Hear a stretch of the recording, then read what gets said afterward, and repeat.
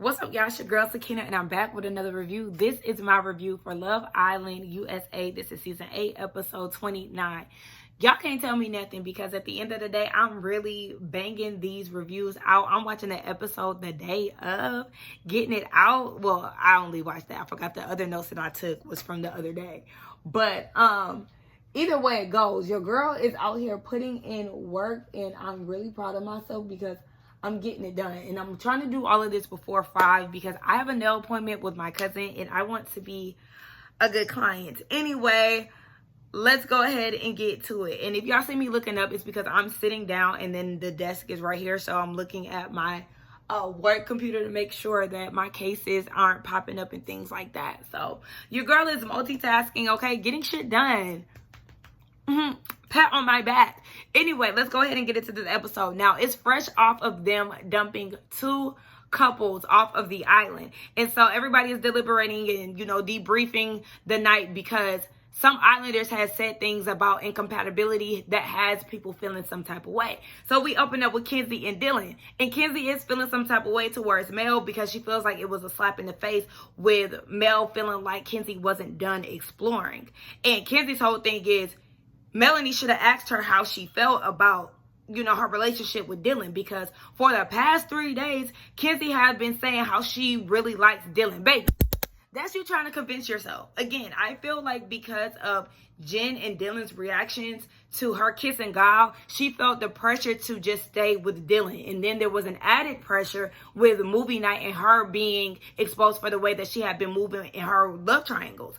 And so she now feels backstabbed by Melanie. And I'm like, oh no. See, had production done what they needed to do as far as exposing you in some of your backstabbing ways, then Melanie will feel vindicated in the way that she feels. Like, consider this karma, baby. Now, Dylan said that he doesn't feel any type of way towards the other people. But Kenzie is like, how can people not tell how she feels about him by the way that she has been acting? She said, I haven't liked anybody like this while I was in here.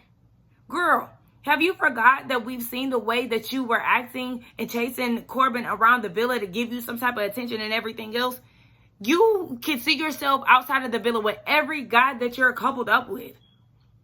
Girl, stop playing with us. You must forget that there's cameras around. But in her confessional, she feels like she's been beat down for days and she's found a good connection and now she's getting shitted on for it. Girl, save your white woman tears because we quite frankly do not give a damn. So we move on to Melanie and Sincere. And Melanie feels like she's in big trouble when it comes down to Kenzie. And Sincere was like, the thing is, she was going around kissing everybody. And Melanie was like, whoa, slow your roll, baby, because you're the last person to be talking about that.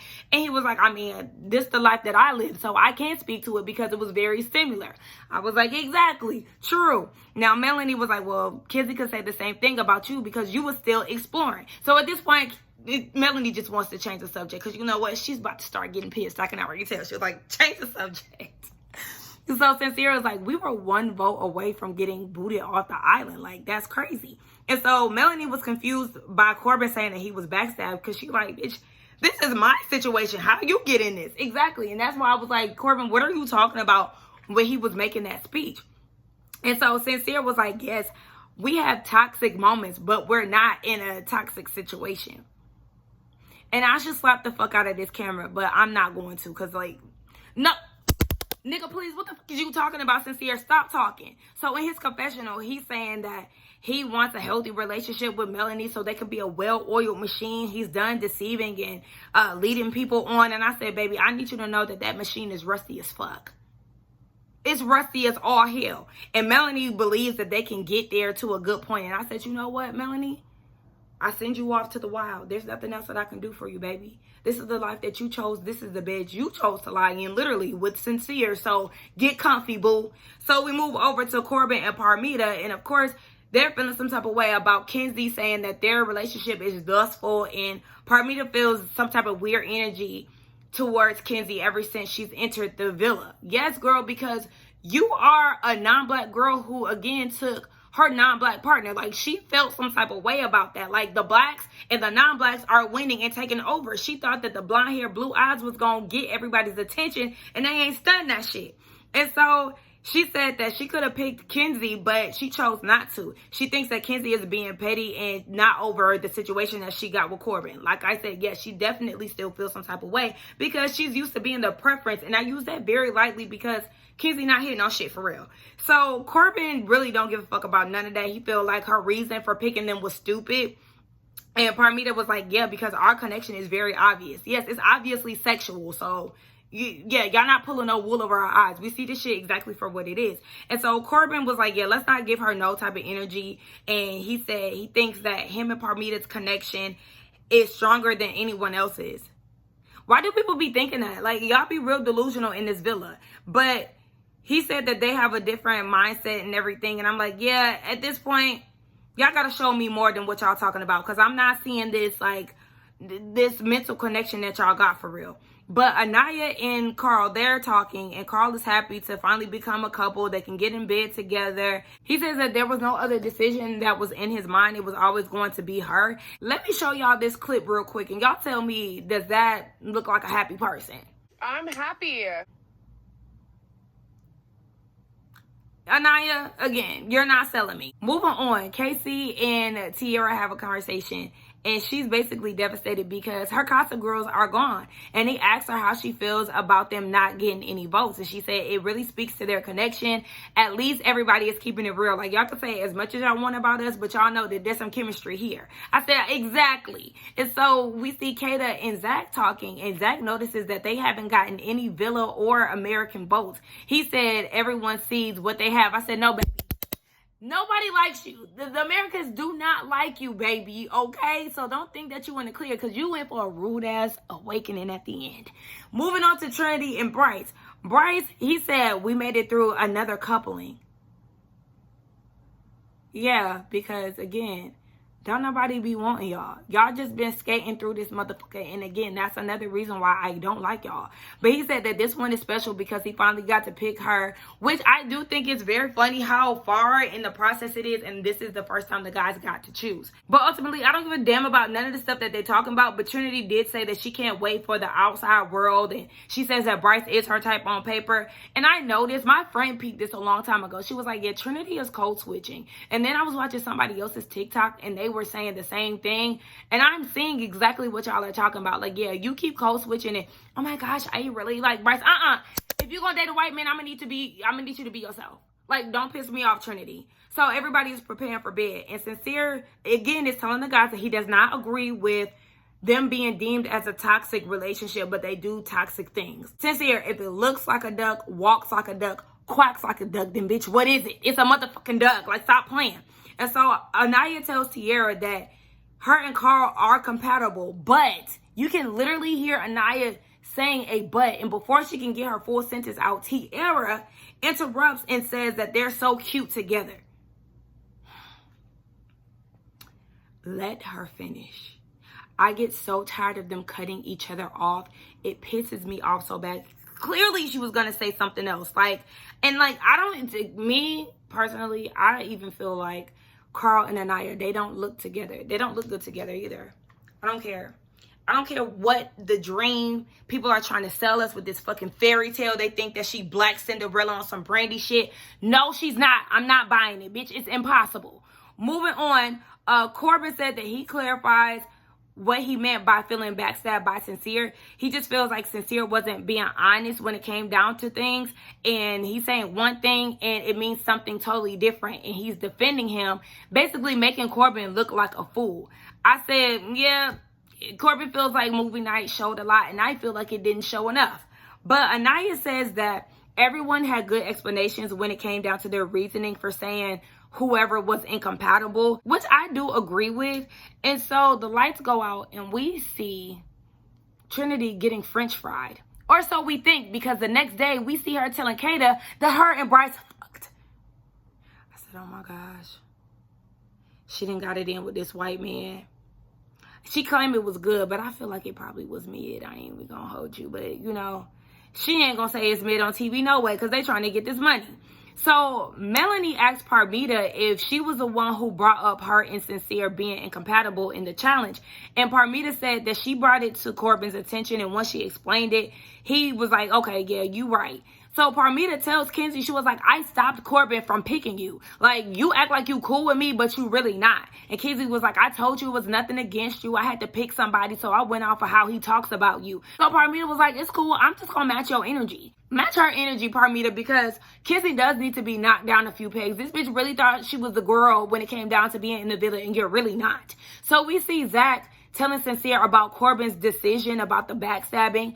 And Sincere said that he lied to the guys while they were defending him. And Zach feels like it was more of a downplay. Okay, downplaying is still a form of lying, and that's y'all's problem. Y'all do not hold these men's feet to the fire. I will give Corbin that. Like, yeah, you called Sincere out. And he even told Sincere, I think that was last episode, he was like, you need to stop doing that when it comes down to saying something and meaning another thing, or just talking out the side of his mouth and not really meaning it. So I will give Corbin that. He has been very honest with Sincere. And so Sincere apologizes to the men, but he does want to have a solo conversation with Corbin later on. And so Casey is like, dude, did you really forget all that shit that you were saying? And Sincere was like, yeah, no the fuck you didn't. That's a whole bunch of bullshit. The thing is, you didn't think that you was going to get caught up. That's what you thought it was. And I'm happy that movie that happened, because you needed to be exposed.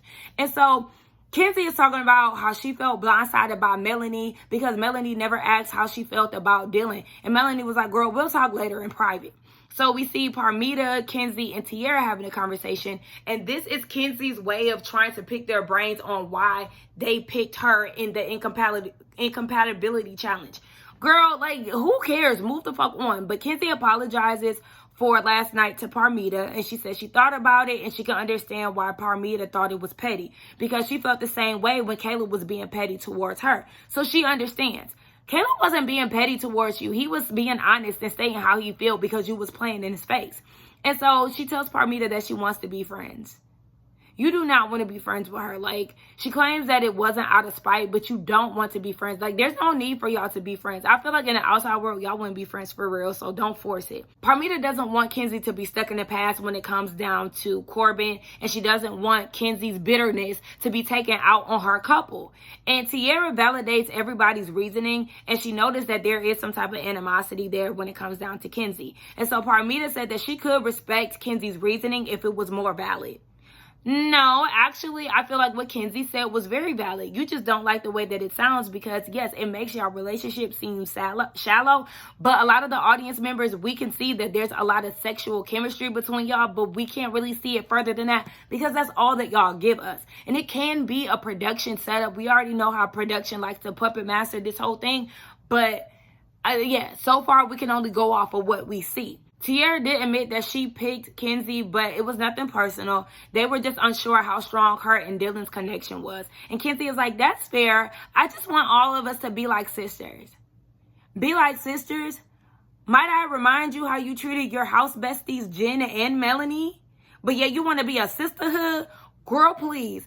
And I really feel like Kenzie just can't take when things are not going her way. Because remember how baffled she was that Zach wasn't into her, and how she drug his name, and how she tried to play the victim and paint him as this bad person? Yeah, like, she treated that whole situation hella unnecessarily, and that's just it. You're throwing a fit because you're not getting things your way. And so we see Corbin and Sincere talking. Sincere does apologize, and he realized that real friends will call you out on your bullshit. Corbin was like, yeah, I'm sitting here defending you, and it make me look like a fuck up when I'm defending somebody that I believe, but it's actually something different. So Sincere again is saying that he feels ashamed, and he's learning about himself as it comes to the cost of other people's feelings. He wants to be honest and has to learn the hard way. And in his confessional, he's saying that it's hard to hear a friend say that they don't trust him. He wants to be honest and direct. He says that it saves everybody at the end. I'm like, look, Sincere, if you just would be able to live up to your name, that would be good for everybody, because my name, Sakina, means peace and tranquility, and that's what I serve the people. Start living up to your name. Do some soul searching and figure out why you feel the need to always fucking lie and tell people empty promises, sell dreams, and all this other shit. Learn how to shut the fuck up and dial that shit back. Moving on, Kenzie and Melanie have a conversation, and Melanie said that there was no ill intentions when it came to her saying that her and Dylan was incompatible. She just really felt like Kenzie was not done exploring. Kenzie disagrees, and she feels like after the conversation she had with Gal, it cleared out her feelings for Dylan. She said that Dylan brought Mel and Sincere up during their challenge, but Kenzie wasn't going for it because Melanie is her best friend. And Melanie was like, whoa, like, we don't even talk like that no more. Like, you saying that I'm your best friend, it seems very odd because when Soul was in the house, that's who you were talking to. Like, you never checked up on me when it came down to the Soul and Sincere situation. I said, clock it. Thank you, Melanie. Call her out, because that's exactly what was happening. And so Kenzie was like, Soul was having a hard time and I wanted to be there for her too. But Melanie was feeling lonely. She didn't really have anybody to go to. So yeah, she started to lean on Trinity and Anaya more because Kenzie was MIA and being a fake ass bitch. I'm gonna call it what it is. Melanie feels like Kenzie didn't do it on purpose. I don't think that you noticed that you were doing it. Yes, she did. She was doing it purposely. And that's why I'm saying that movie night failed us. I will keep saying that because I truly believe that movie night would have exposed how aware Kenzie was towards her actions with Melanie. Those side conversations that she was having with Jen and all the funny acting stuff, the stuff that she was saying to Corbin, you felt some type of way. And I wish that we would have seen that. And so I want Melanie to address this at the reunion. And I feel like, Melanie, you're a fool for even falling for Kenzie's BS because your feelings were on point when it came down to it. And so Kenzie starts to cry. And so on her confessional, Kenzie is like, Melanie threw me off of her feeling like I'm not her best friend in here. I don't know how she felt like I was there for Soul and not for her. I wish we could have had that conversation beforehand because that's not true. Bitch, are you kidding me? Like, you were Jen's best friend in the house. You kept saying how that was your best friend. You wanted to tell her secrets when Soul wasn't around, X, Y, and Z. Before Jen left, you said again that she was your villa bestie. That's affection that I'm talking about. Like, and I feel like Kenzie is crying because people are being put onto her games. Like, girl, you're not fooling anyone. So Zach gets a text and it's couples karaoke night. So we see that everybody is practicing and getting ready to perform for everybody. And I actually like this part because I got to see a lot of Parmita's personality. And I was like, okay, Parmita might be a good time. So Ariana enters the villa on her professor shit, very serious. She wasn't giving beach babe. I said, oh, okay, well, I guess class is in session, bitch, because she on her serious time. I gotta get this case real quick. Ariana is breaking it down, and she's saying that once everyone has performed, each couple will rank performances based on best to worst. It's all based on their chemistry, showmanship, and charisma. So first up is Parmita and Corbett, and they performed Dilemma. I said, baby Parmita, what in the fuck? She sounds so crazy. I said, oh my gosh, the vocals are terrible. And then he ended up putting her off stage. I said, what kind of shit is this? It was terrible. And I felt like Parmita should have said, Corbin, I love you, instead of saying Nelly, but whatever. Now, Tierra and Casey are up next, and they sing Ain't No Mountain High Enough. And I did think that this was really cute, y'all. Listen, between my mouth being dry and this raspy voice, I am struggling. Let me go get some water real quick. Hold on. Okay, so I'm back. I got me some water. I took care of my case to my best abilities because something's going on with the system right now, so I have to wait. But anyway, yes, Casey and Tierra, they did really good. She looked extremely nervous starting off, but I was like, girl, you need to spring into action. But I like their cute little dance moves, and I felt like they did really good. We move on to Zach and Kata, and they perform Endless Love. I said, nah. I did like the moment where they were sharing a mic together, but no, it really wasn't moving me. The song was too slow and it just wasn't giving much of anything. Like, I guess they tried to go for the romantic feel and it just did not land for me. So Sincere and Melanie were next, and they sing The One That I Want, the Grease song. And I really loved Sincere's energy. I love Mel and her performance. I felt like they did really good. Sincere had this little prop that he threw out there. I said, okay. It was really cute. I really loved it. I even liked the song choice for them, ironically. But Anaya and Carl, they perform, and that side profile of Anaya's wig, my goodness. Where's the leave-in conditioner? Where's the water? Okay? Something's got to give, baby. You should not be doing this and your unit is moving with you in unison. No! Like, what the hell? And I can't say much right now because look at my hair. The press is getting stringy, okay? My silk presses get oily quick. Okay? But I'm getting me some dry shampoo after I shit, because bitch, I ain't about to be looking raggedy out here now. But I really felt like their performance, it was like, man, it was alright. Moving on to Trinity and Bryce. They performed No Air. Oh my gosh. Y'all do not understand. Like, that era of music really just, it does something to me. It takes me back to 9th grade. I was in 9th grade when that album came out, y'all. That song came out. And it just takes me back to, like, Chris Brown, With You, and, you know, songs like that. Like, those remind me of my early high school years and how I used to bump those songs on my iPod. I guess I'm about to cry. Anyway, they was really pissing me off because Zach was messing up the words. Then at some point he thought he was Chris Brown. I said, absolutely not. Like, it was okay, but it really wasn't doing it for me. In his confessional, Zach felt like Trinity could sing. I said, you're tone deaf. But moving on to Kenzie and Dylan, they sing Don't Go Breaking My Heart. And Kenzie, I said, okay, now you can hold a little note, Kenzie. I was a little impressed. You already know the Queen of Splits had to bust one for you. And Dylan had jumped over her. They were really high energy. And so I enjoyed their performance too. I love crowd participation. So the fact that they got off stage to like sing to the rest of the Islanders, I said, y'all go ahead. Y'all was eating that up. Okay, I'm going to give credit when credit is due. I really thought it was cute. So my personal faves are Casey and Tierra, even though my girl was a bit nervous. Melanie and Sincere. The chemistry was definitely there between the two of them. And Kenzie and Dylan, I feel like they're just performers. So, you know, Kenzie obviously got it honest because she's a dancer. So it is time for them to vote who their favorite performers were. And so Ariana is telling them that the couples have to rank, you know, performances best to least. 6 points to the couple that was the best. 1 to the couple that came up short. And so they had to vote using their phones. Now the votes are in. In last place is Parmita and Corbin. Hey, you deserved it.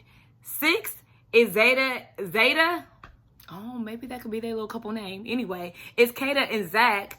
5th place, it's a tie between Anaya and Carl, Trinity and Bryce. 2nd place is a tie between Casey and Tierra, and Melanie and Sincere. So 1st place goes to Kenzie and Dylan. And I'm like, you know what? I'm not mad with this ranking because it's definitely on point. My top 3 were the top 3. So I'm like, hey, good. Now Ariana hit them with a plot twist, baby. She was like, yeah, it's all fun and games, but guess what? America has been voted and the votes are in, bitch. Like, let's get to it. America has been voted for the most compatible couple, and one of the couples will be dumped tonight. Now, she starts saying off the safe couples, and it goes in no particular order, but Anaya and Carl are safe. So is Trinity and Bryce. I said, Melanie and Sincere are safe, and when I tell you they both are shocked, it's all hell. Like, hold on.